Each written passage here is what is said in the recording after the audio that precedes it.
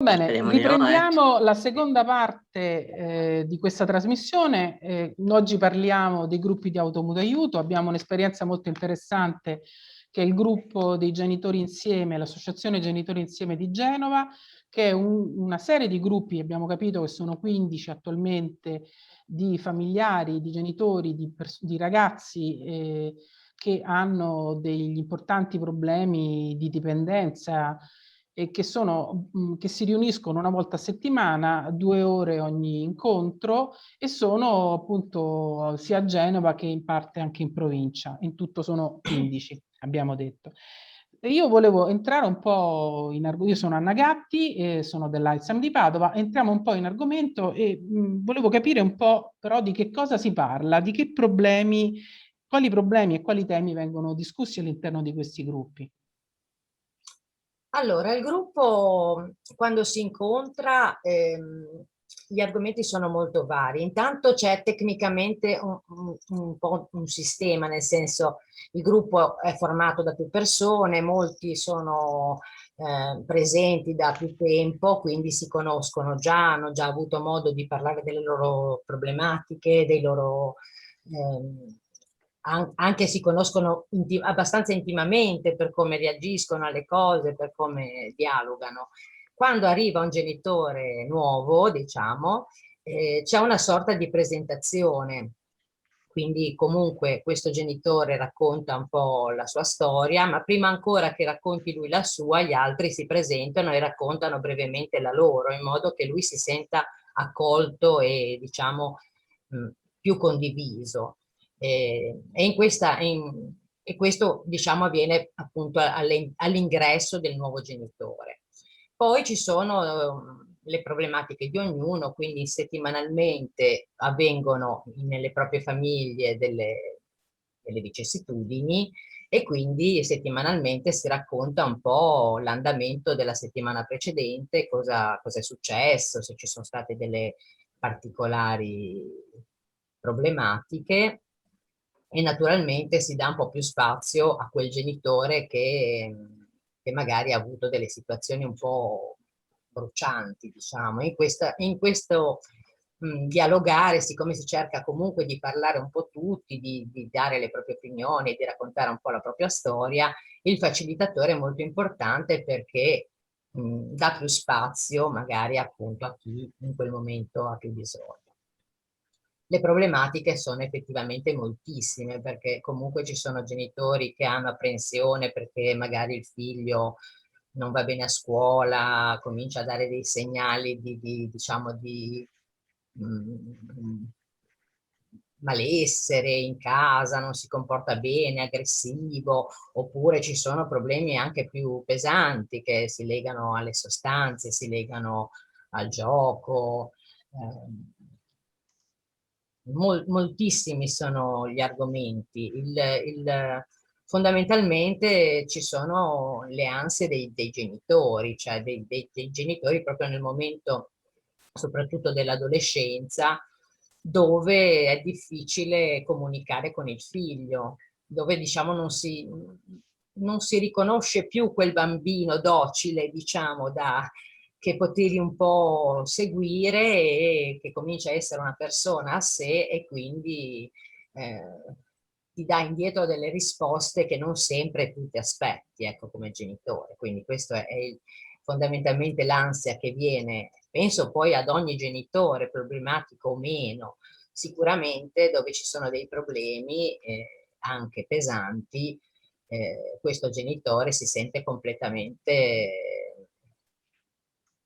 diciamo, sobbarcato quasi Spiazzato. quasi si dimentica, sì, di se Senti, ma stesso. Ecco. riuscite ad ascoltare senza dare consigli? Cioè riuscite a essere accoglienti e senza dire ma perché non fai così, perché non fai colà? O dite anche voi, date anche voi dei consigli, perché poi una cosa che viene in automatico quando qualcuno ha dei problemi è spesso, insomma, è cercare di aiutarlo dicendo di fare qualcosa. Intervenite anche, ci sono degli interventi in questo senso? Diciamo che il consiglio non è la caratteristica principale del dialogo fra i genitori. A volte escono, per carità, però diciamo proprio perché si va nell'esame, nel racconto di quella che è stata la settimana, di quella che sono gli avvenimenti da parte di ciascuno a turno, ovviamente si sviscerano delle situazioni pratiche che ci sono state e ognuno partecipa a quella che è stata diciamo la settimana di tutti gli altri e quindi ovviamente ascoltando le storie, ascoltando che molto spesso sono storie anche per certi versi dolorosi, è chiaro che come forma proprio di aiuto degli altri, dell'altro genitore, può uscire, direi più che un consiglio, più che dei consigli, dei pareri, no? Ecco, io in questa situazione che tu ci racconti avrei fatto così. Eh, in una situazione simile con mio figlio, ho provato ad agire in questo modo e ha avuto un risultato, un buon risultato. Ecco. Sì, questi sono in pratica dei consigli, ma sono dei consigli, diciamo, che derivano dall'esperienza propria e quindi non sono quelli che possono venire da un professionista, il quale invece ha proprio come forse compito principale quello che è di dare dei consigli e curare, tra virgolette, il proprio paziente. Certo che eh, quando ci sono delle situazioni particolari nel gruppo e soprattutto che si verificano quando un genitore è in estrema, grande difficoltà, soprattutto nelle prime riunioni alle quali partecipa, a volte di fronte a quanto raccontano i genitori, tutto il gruppo unanimamente insorge ma quasi più per una partecipazione, non per un consiglio assettico, proprio per una partecipazione alle difficoltà di questo genitore insorge e in maniera forse anche un po' dura in certi casi dice no, basta, così non puoi fare così. Ecco, in questi casi sì, però penso che in questi casi il, tra virgolette, consiglio ci vuole e sia anche efficace. Senti, prima Attilio aveva parlato del metodo ecologico-sociale. Io ne ho sentito parlare, ma conosco molto poco. Potete spiegare un po' in che cosa consiste questo metodo ecologico-sociale? Ci provo un attimo io, Gino. dal basso della mia ignoranza, naturalmente. Il metodo ecologico-sociale è un metodo che è stato introdotto dal professor Udolin ed è stato introdotto come primissimo approccio nel tentativo di, chiamiamola cura, forse non è più il termine corretto, ma magari rende un po' bene l'idea dei problemi dovuti all'alcolismo. È un metodo che considera praticamente, cioè le due parole dicono che cosa? E cosa vuol dire ecologia? Lo sappiamo tutti, ormai ce ne parlano a tutti quanti i livelli. Ecologia vuol dire un buon funzionamento di tutti quanti i sistemi in equilibrio fra di loro. Quindi tutti i sistemi che costituiscono, noi ci viviamo, il mondo in cui viviamo dovrebbero essere in qualche modo in equilibrio, cioè nessuno dovrebbe sopraffare i sistemi che gli sono vicini. Sociale è un'aggiunta ulteriore che toglie via, cioè focalizza questa idea di ecologia essenzialmente su quelli che sono i rapporti sociali, quindi su quelle che sono le unità sociali che costituiscono la società, a partire quindi dal nucleo sociale più piccolo, che è quello della famiglia, e poi ad allargarsi a tutti gli altri nuclei sociali di cui noi facciamo parte. Questa società funziona bene se nessuno dei sistemi prende il predominio sull'altro. Se un qualsiasi sistema tende a prendere il predominio sull'altro, quindi se un sistema lavora in maniera squilibrata, si producono dei danni al funzionamento dell'intera società, perché qualche gruppo sociale prenderà il sopravvento su altri e gli altri gruppi in qualche modo saranno costretti a ridursi, a funzionare peggio e ne soffriranno. Più o meno questo poi è la base del metodo. Quindi cosa significa? Significa che se il gruppo sociale minimo, quindi la famiglia, viene squilibrato perché ad esempio invece di esserci un normale rapporto e un normale flusso di informazioni, di affetti, di in qualche modo regole all'interno di questo minimo gruppo sociale, si verificano delle cose diverse, quindi gli affetti non circolano più nella maniera corretta, ma qualcuno cerca di avere la maggior parte degli affetti di attirarsela, cosa che ad esempio può succedere nei confronti dei figli. Oppure non ci sono degli adeguati rapporti per cui si cessa in qualche modo di colloquiare, oppure qualcuno cerca di, all'interno del nucleo familiare, di far prevalere i propri interessi a scapito degli interessi degli altri, a questo punto si è creato indubbiamente un disequilibrio. Questi disequilibri poi a livello societario, è inutile che ne faccia l'esempio, ce ne sono i più vasti, e tutto questo sistema comincia a funzionare male, cioè il sistema è squilibrato e quindi la famiglia che funziona male si ripercuote sulla società, ad esempio scuola, che a questo punto comincia a funzionare male perché i figli che non riescono a funzionare bene in società portano il loro, nella famiglia, portano il loro malessere all'interno del nucleo sociale scuola e a questo punto comincia a funzionare male anche il nucleo sociale scuola. A questo punto ci possono essere problemi di abbandono scolastico. Problemi di abbandono scolastico significa che abbiamo dei problemi in cui a causa di dello squilibrio di questi due gruppi, un terzo gruppo che è l'intera società si trova con dei problemi perché non sa come gestire questi ragazzi che naturalmente non frequentando, non lavorando, devono comunque fare qualcosa e tipicamente fanno qualcosa che nel complesso diventa dannosa per l'intera società. Allora, questo tipo qui di approccio, cosa significa? Quindi come lo intendiamo noi dal nostro punto di vista, visto che noi siamo genitori, noi dobbiamo cercare in qualche modo di riproporre e riuscire a recuperare quello che è l'equilibrio all'interno della famiglia, cioè mettere tutto quanto nelle caselline per cui ci sia un giusto colloquio fra tutti i membri della famiglia, ci sia non il prevalere degli interessi di qualcuno della famiglia all'interno del gruppo della famiglia e così via. Non è indubbiamente una cosa facile, probabilmente non si riesce nemmeno a ottenere del tutto, ma comunque sia, anche se si riesce in qualche modo a riequilibrare parzialmente il gruppo sociale famiglia, comunque si è ottenuto un buon risultato che poi si riflette su tutti gli altri gruppi sociali che ci circondano. Non so se sono stato confuso, sì. Spero di... No, la cosa che volevo capire meglio era... Posso aggiungere un corollario a quello che ha detto Gino? Ah, certo. Ma un corollario, effettivamente tutto sacrosanto, come ha descritto Gino il sistema. Vorrei solamente ricordare che il sistema ecologico-sociale, che intende dare una risposta ai bisogni della persona, ma della persona inserita nella società, è riconosciuto dall'Organizzazione Mondiale della Sanità, dall'OMS, come uno strumento efficace per la promozione della salute, intesa proprio come equilibrio di tutte le componenti che vanno a completare il nostro essere.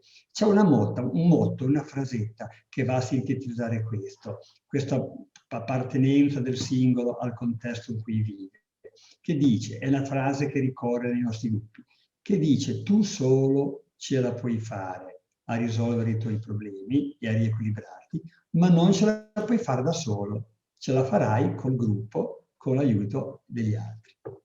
Una frase molto bella. Volevi dire qualcosa, Fiorenza? Scusami. No. Senti, no, io volevo capire invece meglio questo discorso diciamo, delle persone che all'interno del gruppo familiare prendono il sopravvento. Ma tu ti riferisci a chi sta male, a chi ha il problema, oppure non è detto che chi ha il problema sia quello che poi alla fine catalizza su di sé, perché si catalizza poi su di sé l'attenzione del nucleo, no? Chi ha la dipendenza, eccetera. In che senso? Cioè, chi è che porta, qual è l'elemento che porta il disequilibrio? Allora, il disequilibrio è un disequilibrio, quindi è difficile dire che ci sia un elemento che porta al disequilibrio. Secondo me il disequilibrio è generato dal comportamento, quindi non dagli elementi ma dal comportamento dei singoli. Quindi questo cosa vuol dire? Vuol dire che il figlio che in qualche modo incontra dei problemi e non riesce, magari questi problemi non li incontra all'interno del nucleo sociale famiglia, ma li incontra all'interno del nucleo sociale scuola e così via, e non riesce a riportarli all'interno della famiglia perché la famiglia gli dia l'aiuto che gli serve, e quindi a questo punto si isola, si toglie un po' da quello che dovrebbe essere il corso del colloquio familiare, beh, lui porta comunque un disequilibrio. Se porta questo disequilibrio, possiamo dire cura i propri interessi a scapito degli interessi dell'intero gruppo famiglia? No, non è così. Però questo poi alla fine è l'effetto pratico, cioè il figlio si isola, i genitori si preoccupano, quindi a questo punto si viene a generare una eccessiva, anche direi, attenzione nei confronti di questo figlio che magari si è isolato dal colloquio con la famiglia perché in realtà ha dei problemi fuori, e quindi a questo punto cosa succede? Succede che si viene a generare un disequilibrio nei confronti degli interessi del figlio, perché il figlio ha un problema e tutti si vanno a generare, diciamo, a porre l'attenzione sopra, quindi gli interessi dell'intero nucleo sociale famiglia vengono in parte spostati verso gli interessi, verso l'elemento del gruppo sociale figlio. Non so se sono stato confuso. No. Bisogna leggere Posso aggiungere una cosa sì, su certo. questo aspetto che diceva Gino del disequilibrio. Quando in una famiglia ci sono i due genitori che partecipano al gruppo, io parlo della mia esperienza diretta per un certo periodo, si elimina anche il disequilibrio tra i genitori, nel senso che i genitori fanno fronte comune e quindi non hanno nei confronti del figlio un atteggiamento diverso, quindi disequilibrato, per cui il figlio va a cercare il padre o la madre, a seconda dei casi, e di fatto quindi il rapporto genitoriale è disequilibrato. Proprio i genitori fanno fronte comune e quindi si pongono di fronte al figlio in difficoltà come un fronte comune, perfettamente allineati e equilibrati. Va bene, poi penso che si possono anche leggere dei libri forse per approfondire meglio questo argomento, perché naturalmente, però mi sembra molto interessante. E volevo sapere, abbiamo parlato di questi gruppi, ma c'è un'evoluzione? A un certo punto il gruppo si chiude, e quanto tempo dura in media un gruppo di familiari? Non vorrei prendere il sopravvento, ma diciamo questa è di nuovo una domanda organizzativa. Allora, i gruppi hanno sicuramente un'evoluzione, perché naturalmente i genitori afferiscono, quindi il gruppo tipicamente è costituito da tanti genitori, chiamiamoli così, novellini che arrivano al gruppo da poco, genitori che noi diciamo tipicamente o esperti o anziani, ma insomma senza nessun riferimento a quella che è l'età anagrafica, sono anzianità di gruppo, e questo mix oltretutto del fatto di avere persone a livello di esperienza diverso è una delle cose che fa funzionare meglio il gruppo, perché c'è un flusso molto, molto buono, molto costruttivo all'interno del gruppo stesso. Quindi scusa, per capirci, è meglio quando il gruppo è formato da vari livelli di anzianità dei genitori? Funziona meglio? Sicuramente sì, per la nostra esperienza funziona meglio. Funziona meglio perché il flusso di quello che è il discorso all'interno del gruppo è molto ben equilibrato, nel senso che all'inizio un genitore esprime il proprio problema e vuole del conforto. Dopo un po' di tempo il genitore il conforto l'ha già avuto, quindi ha superato questa fase ed è in grado invece di fornire conforto. Quindi quando c'è un mix, effettivamente il gruppo funziona bene, perché tutte le esigenze delle singole parti sono in qualche modo compensate dagli altri che sono presenti. Quello che voglio dire è che poi i genitori a un certo punto la propria esperienza nel gruppo tipicamente finisce per tanti motivi. Può finire perché il genitore non trova nel gruppo quello che vuole, quindi è un'esperienza che finisce prematuramente. Può finire perché il genitore ritiene di aver risolto i propri problemi, di essere arrivato in una condizione che lui ritiene come minimo accettabile. Non è detto che abbia risolto il problema in maniera definitiva, ma comunque ritiene di poterlo gestire e quindi ritiene di non riuscire ad avere da parte del gruppo ulteriori, in qualche modo, un effetto benefico, visto che tutti chiaramente nella nostra vita abbiamo tantissime cose da fare. A questo punto mette nel conto costi-benefici e decide che deve lasciare il gruppo. Alcuni dei genitori anziani invece rimangono nel gruppo perché intendono restituire, cioè hanno preso molto dal gruppo e quindi rimangono lì per restituire agli altri parte di quello che loro hanno preso, e qualcuno poi prende il percorso per diventare anche facilitatore. Su tutto questo discorso lunghissimo che ho fatto, e me ne scuso, volevo dire: quanto dura un gruppo? Beh, noi abbiamo avuto una massima esperienza di 17 gruppi nell'ambito della provincia di Genova, quindi attualmente siamo 15. Cosa vuol dire? Vuol dire che i gruppi sono cresciuti dai 2 fino ai 17 e poi nel frattempo 2 gruppi si sono conclusi, o meglio, un gruppo si è concluso perché si è chiuso definitivamente, un altro gruppo è sospeso perché i locali sono sempre disponibili. Va bene. Bene, io volevo chiedervi invece un'altra cosa: che tipo di rapporti avete con il servizio delle dipendenze della vostra azienda? Ho capito che siete nati grazie proprio a Giorgio, non mi ricordo il cognome, ma insomma, Casse. ecco. Sì, infatti. E quindi sicuramente avete un buon rapporto, almeno all'inizio c'era questo rapporto con il servizio delle dipendenze. E adesso che rapporto avete? Che cosa fate, insomma, insieme? Che tipo di collaborazione c'è?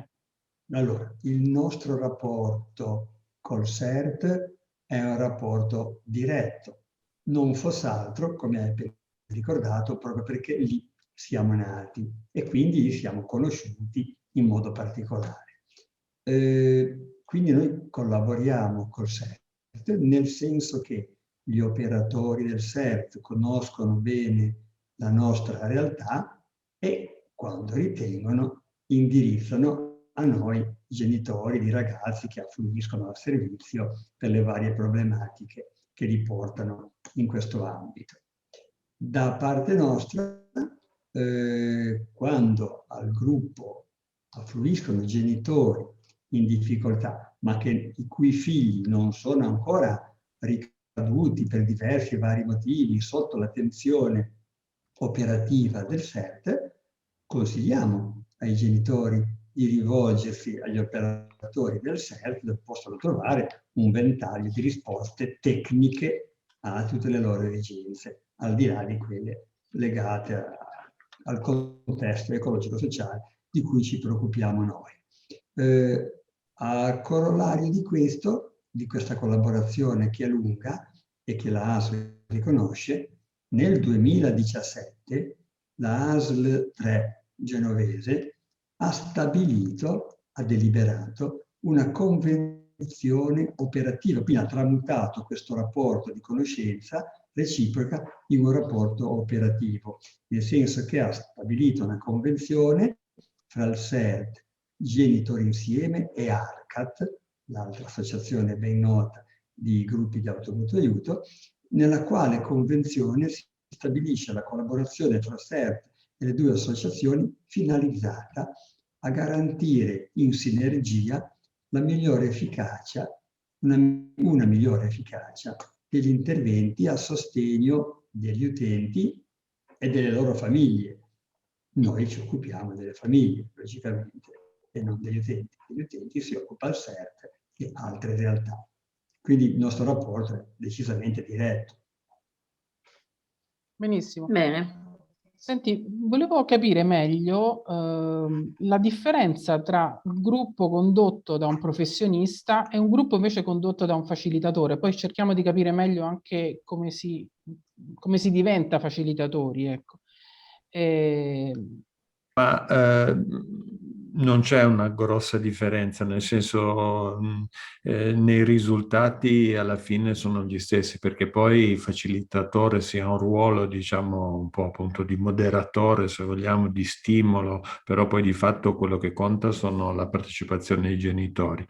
Diciamo, il facilitatore parla in terza persona, il facilitatore professionista, diciamo, parla in terza persona, il facilitatore genitore ha un coinvolgimento maggiore, quindi parla in prima persona, anche perché quando modera, quando stimola, parte sempre dalla sua propria esperienza professionale. Quindi secondo me non ci sono dei grossi diversità dal punto di vista dei risultati, come dicevo, solamente un po' nel metodo. Probabilmente i genitori, specialmente quando sono all'inizio della partecipazione al gruppo, se c'è un facilitatore professionista, è facile che presti più attenzione forse a quello che il facilitatore dice e quindi cerchi da parte del facilitatore professionista proprio il consiglio, la risoluzione immediata al problema, ma poi ben presto si rende conto che i problemi non sono di facile soluzione e la partecipazione al gruppo invece richiede assiduità, sacrificio, presenza continua e lavoro anche continuato nel tempo. Anche perché mi sembra di capire che uno degli aspetti importanti del gruppo, dei gruppi di automutuo aiuto, è proprio questa crescita personale, cioè che vuol dire anche Esatto. un lavoro su di sé, che non è che tu vai dal professionista, il professionista, a parte il fatto che è tutto da discutere, se uno va dal professionista, il professionista gli dice comportati in quel modo, poi vediamo se poi tu ci riesci a comportarti in quel modo, perché Ma seguire infatti i secondo me consigli è una cosa un terribile, valore proprio no? del lavoro di gruppo, io anche qui parlo di esperienza personale, ci sono nella vita di tutti delle esperienze che ti arricchiscono, ecco, purtroppo non sono magari tante, no? Dipende dai casi, forse non lo so. Beh, io nel mio caso devo dire, parlando personalmente, la partecipazione in gruppi mi ha arricchito e come, nel senso, arricchito poi non so se riesco a mettere in pratica, ecco, perché ovviamente i propositi buoni sono tanti, poi la pratica purtroppo invece è cosa, però devo dire che insomma il confronto, queste cose qui sono state importanti. Ecco. Sei È diventato più molto... saggio, insomma, Adolfo. Ma non lo so se sono più saggio, però comunque un segno l'hanno lasciato. Ecco, poi, come dico, se riesco a trasmetterlo fuori non lo so. Anzi, se parliamo con mia moglie probabilmente non è d'accordo, ecco, su quello che dico, però, Questo succede. però comunque a me sembra, diciamo, che sia servito anche dal punto di vista personale. Ecco. Va Io bene, senti, volevo scusami, aggiungere... dopo Nadia ti facciamo intervenire perché volevo fare Ah. una pausa e poi volevo sentire Sì. un po' tutti, perché questa è una domanda che penso a cui ognuno di voi dovrebbe rispondere per capire anche come mai state nell'associazione, mi sembra anche da tanto tempo, e che tipo anche di esperienza, di cambiamento ha portato in voi nella vostra vita. Va bene, facciamo la pausa e poi riprendiamo con Nadia che voleva appunto anche lei partecipare. Grazie. Grazie.